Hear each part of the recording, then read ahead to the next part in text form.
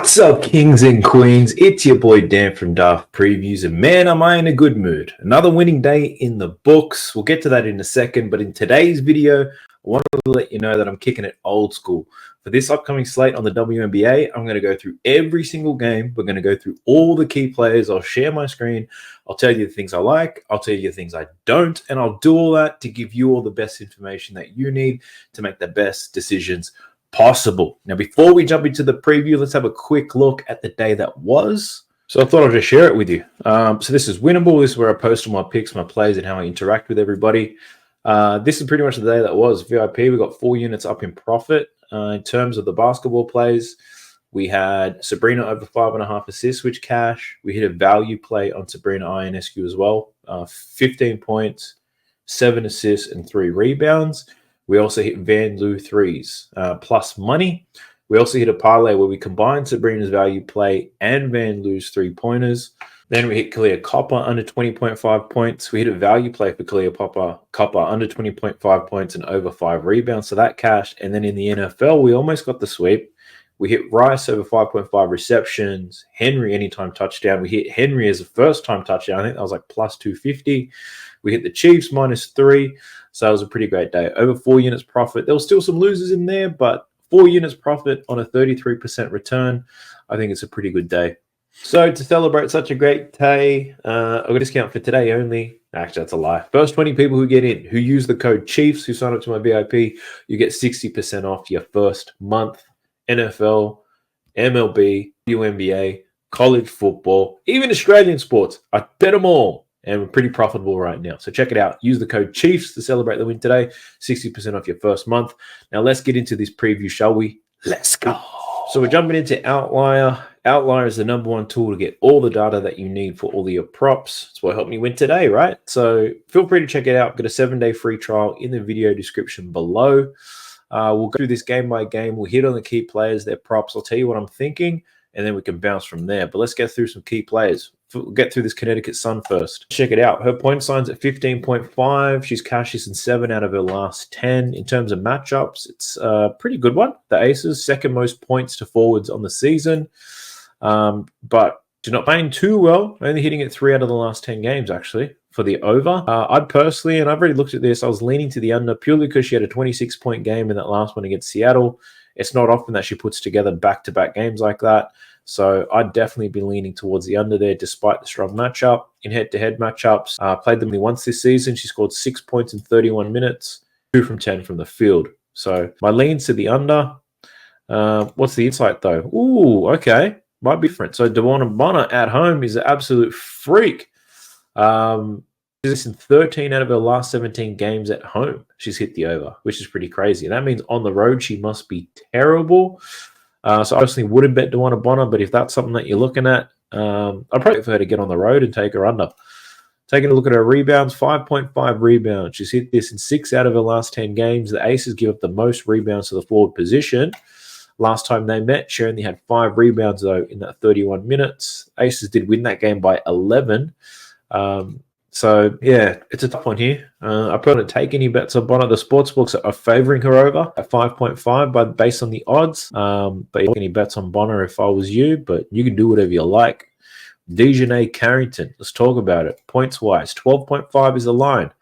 She's covered this line in 6 out of her last 10 games, averaging 12.7. Head matchups, she scored 19 points when they last played earlier this season in 32 minutes. In terms of matchup here, the ranking 6th in points allowed, so middle of the pack. And the outlier insight here is that she's cashed in 4 out of her last 5 games. So, yeah, I'd probably leave it over here for Dejanay Carrington. I know that stylistically, this matchup is probably not ideal, but she can get it done, that's for sure. Get out and transition, penetrate. It all comes down to volume. That's the main thing. But at 12.5, yeah, probably over here for Dejanay Carrington. Looking at her rebounds, 4.5, close to a plus money play. She's only hit this in 3 out of her last 10. She did have 6 rebounds when they last matched up, but the Aces allow the 4th fewest rebounds to guards on the season. And yeah, outliers, she hasn't hit it in 7 out of her last 8. So basically, in summary for rebounds, she hasn't been rebounding very well. The matchup is somewhat difficult, but she's rebounded like an animal against them before. So with contradicting data like that, I probably tend to stay away unless you can work out an angle in your mind which tells you she's going to get more boards. Who else we got who's a key player? Let's have a look at Brianna Jones. So Brianna Jones over 14.5 points. She's cashed this in 4 out of her last 10. Her last 2 games against Seattle were crazy, 26 and 21 points. I did call that out being a great matchup, but now she's up against the Aces where the matchup is terrible. They allow the second fewest points to centers on the season in head-to-head matchups, though. She did score 18 points when they last played in 28 minutes. She shot 8 from 12, 67%. Now, she normally shoots about 65% from the field, but I think it's the volume there that's a bit of a surprise. But now that they have Marina Mabrey in there, I'd assume that her volume's probably down if we look at her shot attempts. No, they're pretty all over the place. So for Brianna Jones at 14.5, she's in pretty good form at the moment. You could probably lean to the over, but maybe if we look at home and away splits, what do we see? Yeah, at home, she's been really good. Look at that. 5 out of her last 6 games at home, Brianna Jones has covered 14.5. Tough matchup against the Aces, but it is a play. So yeah, I'd probably lean the over here for Brianna Jones. Looking at her rebounds, 4 out of her last 10 games, averaging 5.1 rebounds. The Aces, 5th in terms of rebounds allowed. Last time they matched up, she did have 7 rebounds against them. She's covered this in 3 straight games against the Aces. Back then, she was playing a lot more minutes, so I wouldn't worry about last year's form. But 7 rebounds when they matched up earlier this season. It's not a bad look, but as of late, not rebounding too well. Rebounds at home, though, yeah, it's not too bad.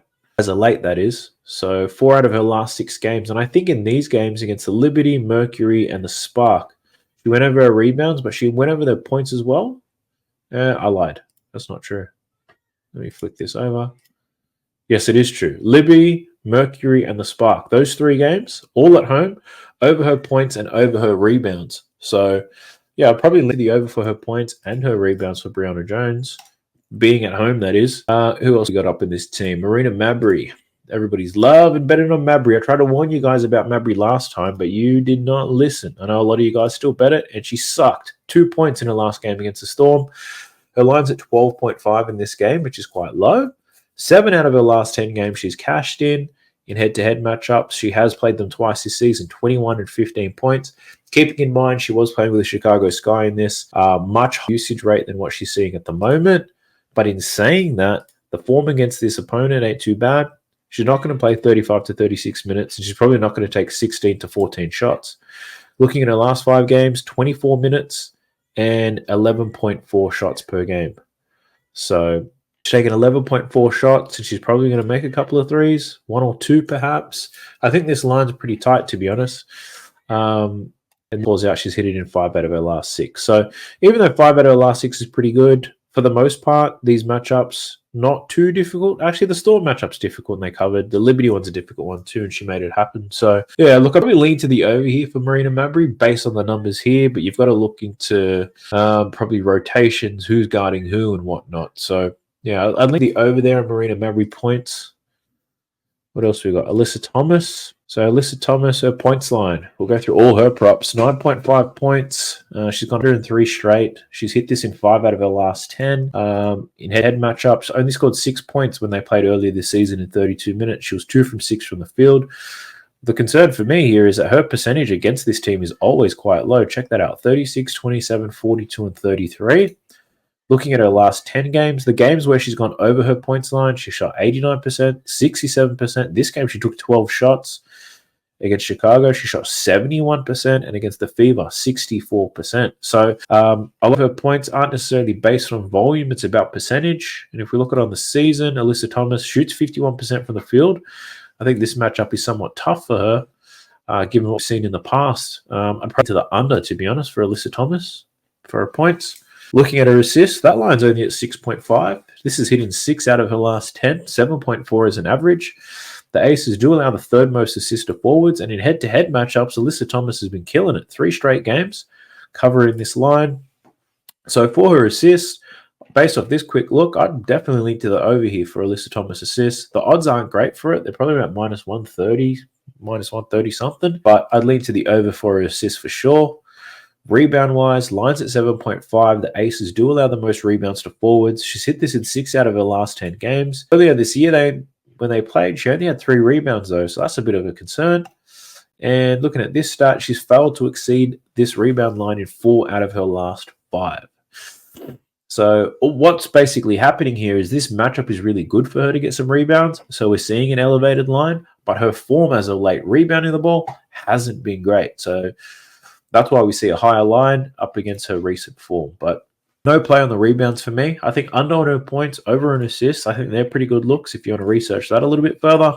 Let's get into some of these aces. We'll start with Kelsey Plum. Now, Kelsey Plum didn't play that last game, and I did not know that was happening because I bet Jackie Young's unders. Thankfully, she did finish under, but man, that was sweaty. Now, Kelsey Plum, 16.5 points is the line. The Connecticut Sun, tough matchup here. Allow the fewest points to guards on the season. She's covered this in 5 out of her last 10, averaging 15. Last 4 games against this team, she's hit it 3 times. 18 points against them earlier this season, 33 minutes. She shot 6 from 14 and then 3 from 8 from deep. So the volume was very nice. The percentages weren't crazy high. So what that means is she doesn't have to shoot good in order to cover this line as long as the volume's there for her. But how good this Connecticut Sun team is in defense. I think the question here is who's Vision of Carrington going to pick up and defend? Is it going to be Kelsey Plum or is it going to be Jackie Young? That's probably where my head's going. If I was the coach, I'd probably want to slow down Jackie Young. He's probably a little bit more versatile on the offensive end.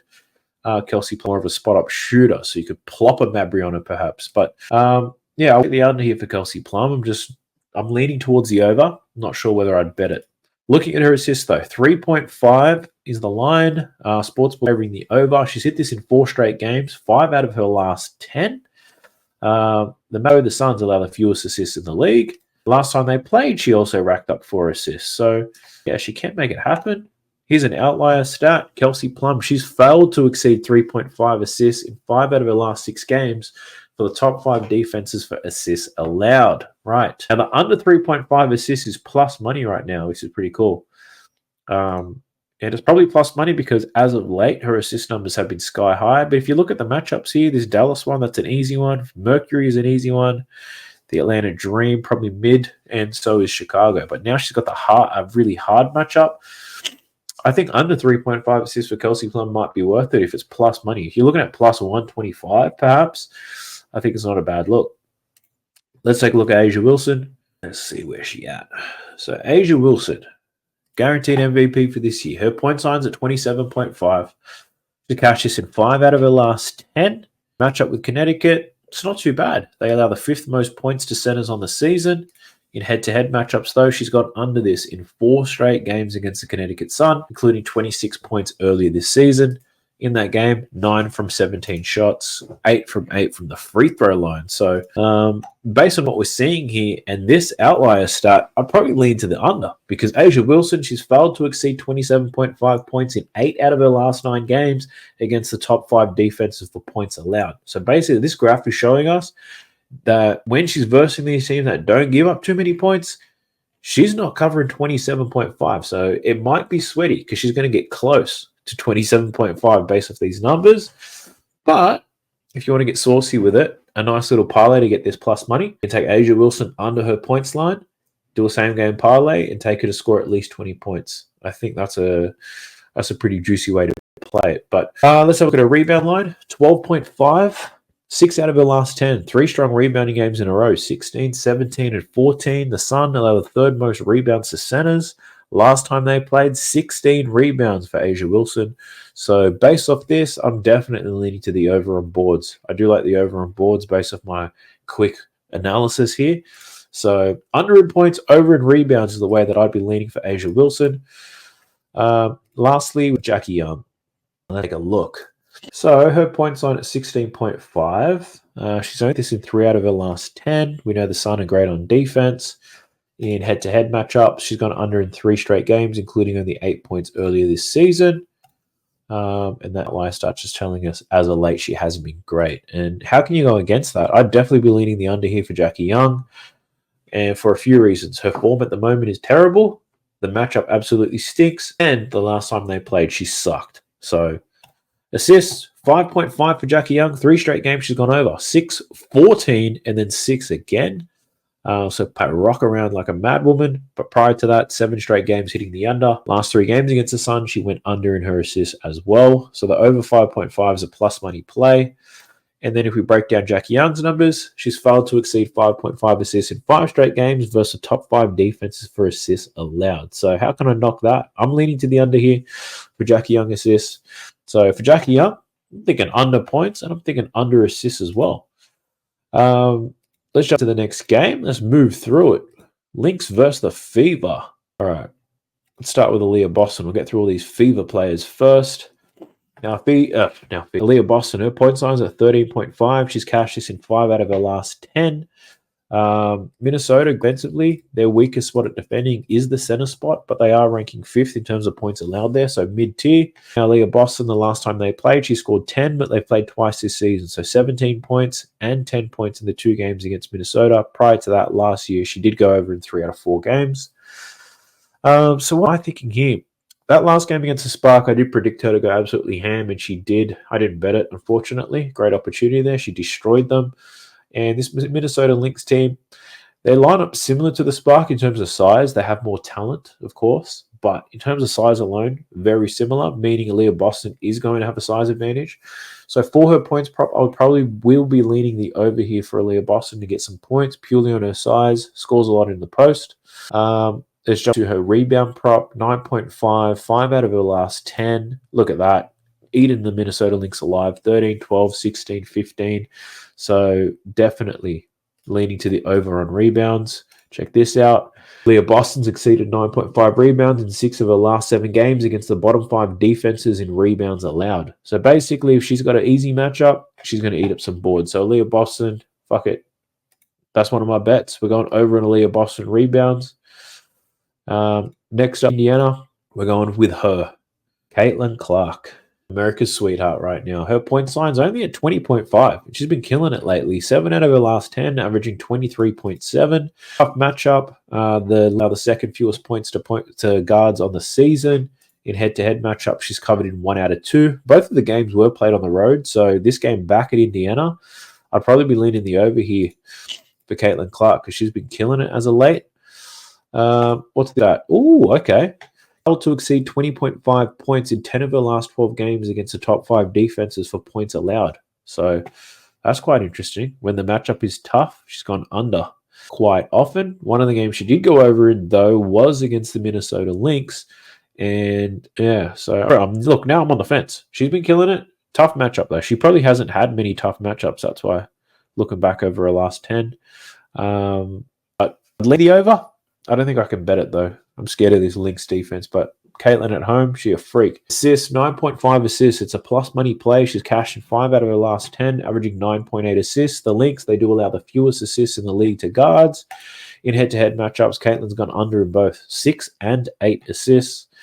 We'll check out the outlier stat here. Caitlin Clark failed to exceed 9.5 assists in 14 of her last 16 games with the top 5 defenses for assists allowed. So very similar to her points. When the matchup is difficult, she hasn't been cashing this. So the sports book's favoring the under as well, under 9 assists. So look, pretty much put it this way. The data is going to tell you to take the under in Caitlin Clark, but the data is not factoring into account how hot she's playing right now. So for me, I'm not betting on Caitlin Clark today, but it's up to you. Do you want to go with a recent form, vibe, and all that type of shit? Or do you want to run it on the data and probability? I'll leave it up to you to decide. Her rebound line, though, 5.5. She's hit this in 3 out of her last 10 games, 5.4 rebounds. Against Minnesota, she's gone under in both games, 3 and 5 rebounds. Matchup, Minnesota allow the 4th most rebounds to guards on the season. I'm leaning to the under as well. But, yeah, I'm not betting it. So I'm leaning to the under on all of Caitlin Clark's plays, because the data does influence me. So under 35.5 PRA might be on the cards, but shit, she's hit the over in 7 out of her last 10. So what you need to determine right now, if you're thinking of betting on Caitlin Clark, is recent form is absolutely crazy, but the matchup she's up against today is the toughest she's seen in quite some time. The last time she saw a matchup as difficult as this, it was the Connecticut Sun, where she went under with 19 points, 5 rebounds, and 5 assists. So I'd be leaning to the under, and I think she could produce a similar stat line, about 19 points, 4 to 5 rebounds, 6 to 7 assists. So, but who knows? I'm wrong half the time anyway. All right. I'm worried about Kelsey Mitchell's line because Aaliyah Boston might go off. If Aaliyah Boston went off, Kelsey Mitchell went under. Now, as much as I love betting on Kelsey Mitchell, I couldn't find the balls and the courage to bet on her in this particular game. This matchup is tough, but in saying that, 2 games against Minnesota this season, she's finished on 21 points in both games. And yeah, she's playing really well right now. So yeah, I think line's just about right. They are at home as well. Outlier such just tells us that recently she's been really good. So I'd be leaning to the over here for Kelsey Mitchell, but I need more than just data in order for me to bet it. But I'll leave that up to you to decide whether you want to play it or not. Jumping over to this Minnesota team, there's probably only a couple of players to talk through. Quick one, Bridget Carlton, right? Bringing Bridget Carlton down. I didn't bet this, but I really thought about it. So her points line, if you looked at all the data, you're like, fuck no, not betting this. 10.5 points, hits at half the time, 48% on the season, right? The matchup is excellent for Bridget Carlton, this Fever team. They give up points, this exact play type. White women who shoot 3-pointers pretty much, but no, above the break threes, spot up shooting is where they're weak, and that's all Bridget Carlton does, and nothing further emphasized to the point. But looking at her 2 games against them this season, 17 and 16 points in the 2 games against the Fever this season.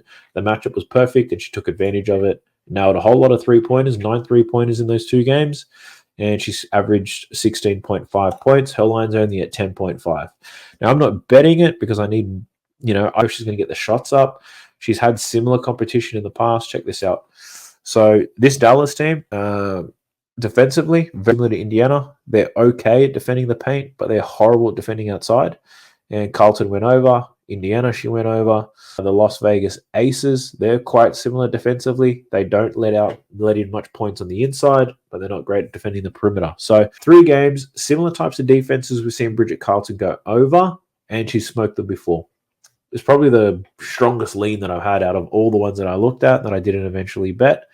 But I want to show you guys that you might be man enough to just take it for 15 for a little bit. That's what I thought about doing. Next, we've got Nafisa Collier, 19.5 points. So this is one of the hardest women in the NBA, in the WNBA to bet on, and you can see it in this form.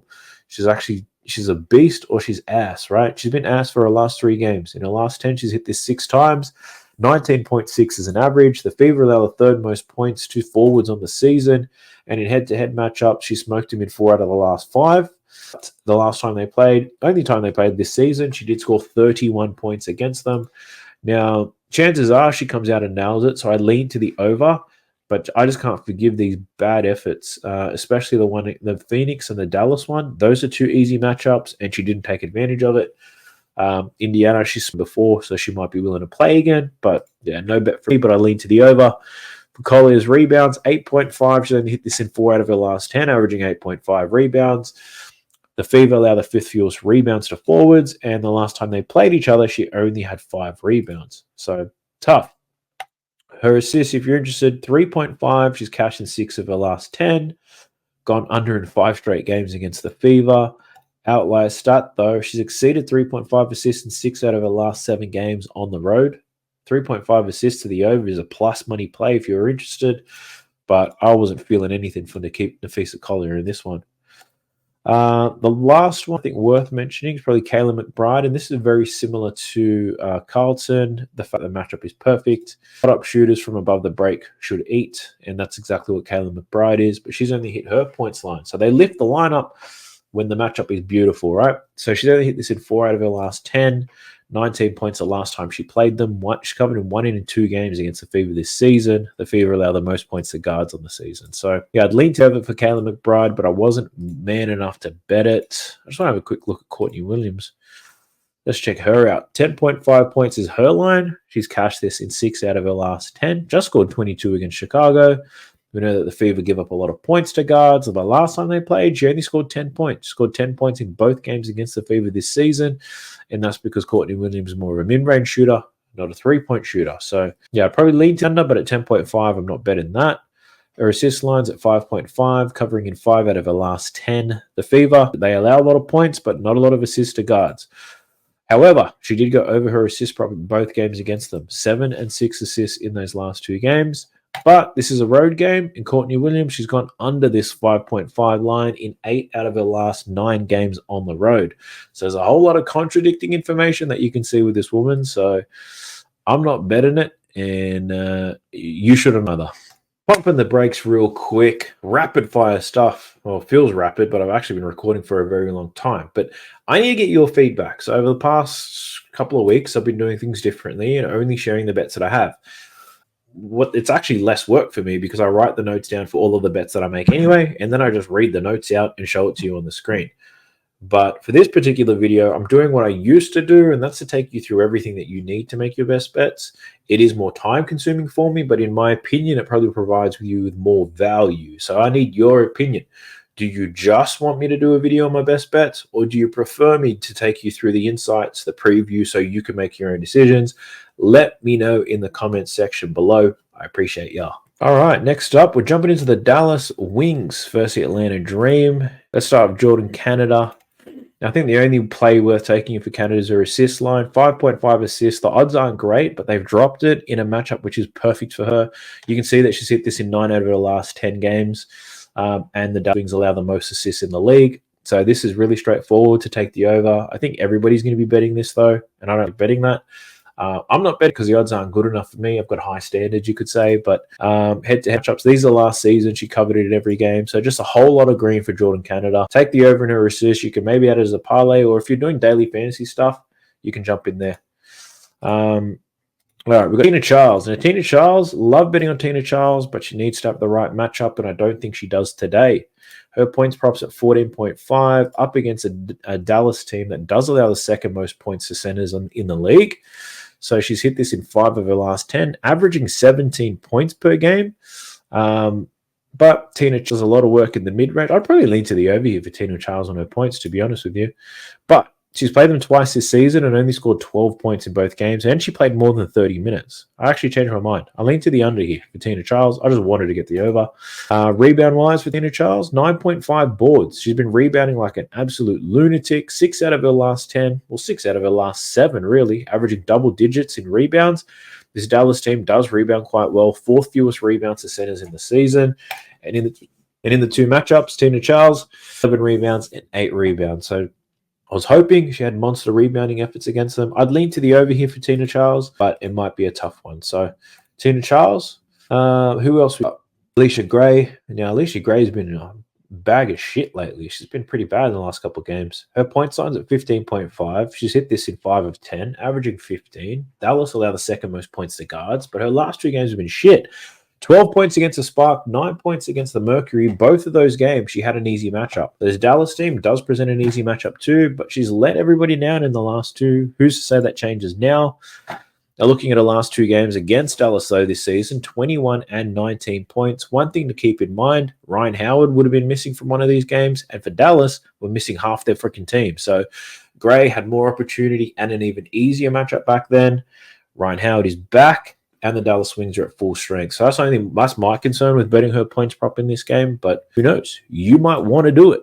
Ryan Howard. Now, Ryan Howard has an excellent matchup. The problem with me that I find is that the odds for her three-pointers specifically aren't great. So her points props at 16.5. She's cashed this in 4 out of 10, averaging 18.3. Wings allow the second most points to guards.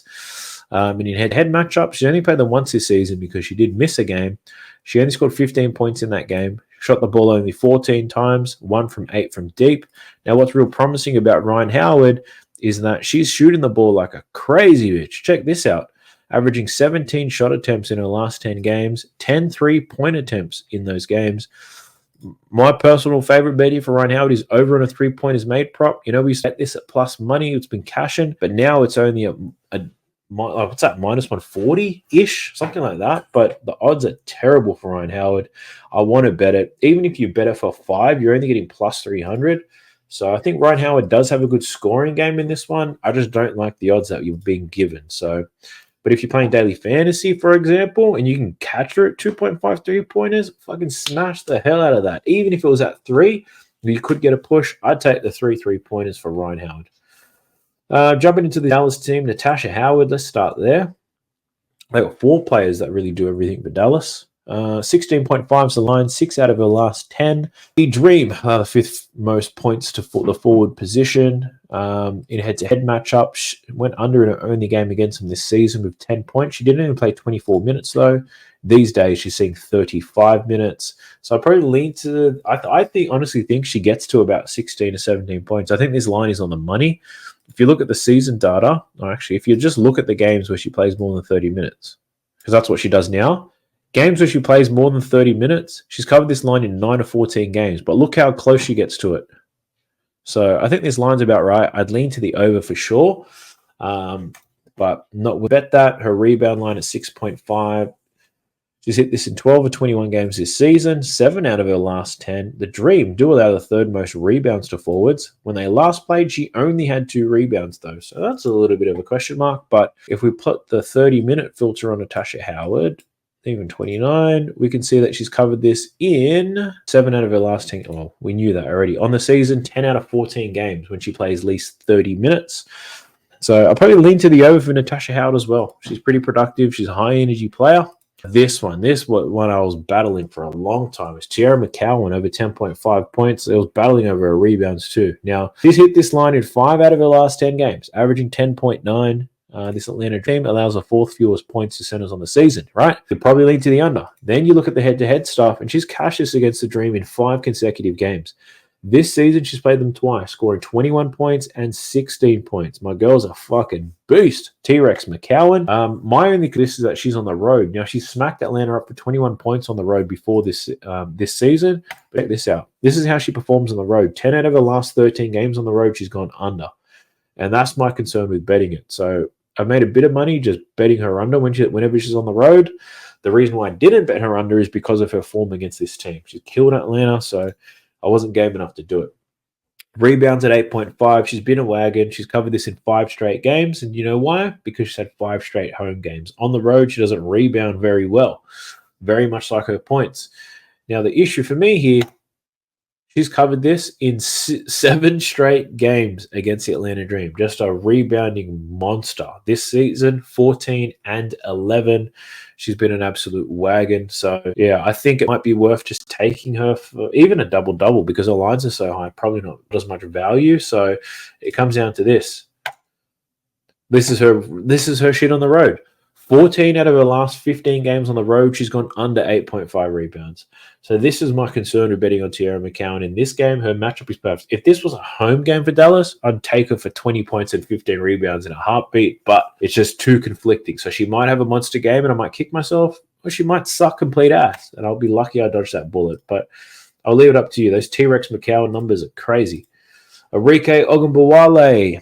Let's check her out. Her point line's 21.5. She's cashed this in 6 out of her last 10. The Dream allow the 5th most points of guards. In head-to-head matchups, she's played them twice this season, 24 and 19 points. The outlier stats letting us know she's failed to exceed this in 5 out of her last 6 games against the better defensive teams. So that makes me want to lean to the under. But she's going to keep chucking up shots. So that'd be a really anxious play. Looking at her assist line at 5.5, I think that's too high, so I'm leaning to the under already, just knowing what I know. She's hit this in 5 out of her last 10, but only 12 or 32 games on the season. The Dream, mid-tier rank in terms of assists allowed. And then head-to-head matchup. She's got under in both games against Atlanta this season, 2 and 4 assists. And the stat here is that she's failed to hit this in 8 out of her last 10 games on the road. So, yeah, leaning to the under here for Arike, but the odds for it aren't great. Pretty juiced, if you ask me. Rebounds over 4.5, 5 out of her last 10, 4.8 is an average. The matchup's not too bad. 2 games against the Dream, 3 and 5 rebounds. So I've got no real lean here on her boards. Her points are probably lean to the under, and her assists I lean to the under as well. So if you're game enough, take a fade on Arike Ogunbowale. I think our chances are pretty good. And then we've got Satou Sabally. 18.5 points is her line. Plus money play. She's cashing 5 out of her last 10, but she's only been back for 8 games. In terms of the matchup, the Dream, they do allow some points to some forwards, and she's yet to play the Dream so far this season. If we look at this, it's calling out she's failed to hit in 4 over the last 5 road games, but she's only played 2 road games since she's been back, going 1 from 2 in those. Rebounds for Satou, 6.5, 5 out of her last 10. Well, 5 out of her last 8, really. So her rebound numbers have been good. The Dream allow the third most rebounds to forwards. So that's a nice look. And then goes back to last season. She's gone under that line quite a lot. But yeah, I'd lean to over given her recent form. Her assists, 4.5 assists. She's cashed in 5 out of her last 8. The Dream, fifth most forwards. 4.5 at plenty. Yeah, I could hit that, but it's not a real strong look from me. So I do like her rebounds, and I think she can score some points as well. Damn, I don't remember this being so tiring. Let's jump into the last game. It's a Spark versus Sky. What players have got to get through here? Camila Cardoso, we'll start with her. Her point sign's at 10.5. I'm letting you guys know early. I do like this play. She's covered this in 5 out of her last 10. The Spark do allow the most points to centers on the season, and that's because they don't have any freaking centers in their roster. That's a lie. They got Cambrick, but she injured, and Uru or Lee Uru. She's a center, but in terms of the WA, she's probably mid-tier. Cardoso killed them in their last matchup. Check this out. 15 points in her last matchup against them. But she's got to this line in 8 consecutive games at home. So at home, Cardoso hasn't been playing well, but in saying that, she hasn't had an ideal matchup as a late. Her rebound line at 8.5, she's hitting 5 out of her last 10. This Spark team also gives up the most rebounds against them. So she's also exceeded 4 out of her last 5 games at home. So I do like the plays on Cardoso, points and her rebounds. Let's get to Kennedy Carter. She's back from COVID, so I probably wouldn't bet on her now. She was in hospital. Follow her on Twitter, and yeah, in hospital for some time. But her points props at 19.5. She's cashing 5 out of her last 10 games. The Spark do allow the third most points to guards when they last matched up, 9 and 14 points, but she was playing a bench role at the time, so not playing as many minutes. Her assists are at 3.5. She's cashed this in 4 out of her last 10. The Spark, third most assists to guards. She's hit this in 1 of her last 2 against them. And then rebounds. 3.5 rebounds. Rebounding like a beast as a late. Check that out. 8 of her last 10 games, she's hit the over in terms of rebounds, which is nice. The Spark, mid-tier when it comes to rebounds allowed, and she hit this 5 rebounds her last game against them. She did that in only 16 minutes. So I'd probably lean to the over for her rebounds, given what we're seeing right here for Kennedy Carter. Next up, we'll get to Angel Reese. Point signs at 13.5. What's the outlier stats say? She's gone under this in every single game at home. That's a lie. Not every single game, but 7 straight games at home. She's gone under 13.5 points. The Spark, they do give up the third most points to the forward position, though. Rebounds, 14.5 for Angel. Back up there again. 6 out of her last 10. Now, this Spark team does give up the second fewest rebounds to forwards. So they get hammered by centers and they do all right against forwards. And last time they played, the last 2 times, she went under her rebounds in both games. So believe it or not, I'm thinking of fading here, Angel Reese, under 14.5 rebounds. It's such a high number for a somewhat difficult matchup. I think they've got a few forwards her size. They don't have any girls Cardoso's size. So, yeah, I probably lean to under there for Angel Reese on her rebounds. Lean over to the points, but man, that's going to be a frustrating watch.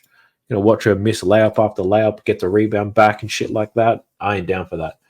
Jerica Hamby, let's look at it. Points prop, 16.5. We took her under in that last game against the Fever. It was sweaty. She finished on 16. But she's still only hit this in 2 out of her last 10, averaging 13 points per game. The Sky, 4th fewest points to forwards on the season in head-to-head matchups. 24 points when they first played, and then 7 points when they played most recently. Didn't get many shot attempts up. So, yeah, probably lean to under points. Her assists at 3.5, 5 out of her last 10. 3.2 was an average.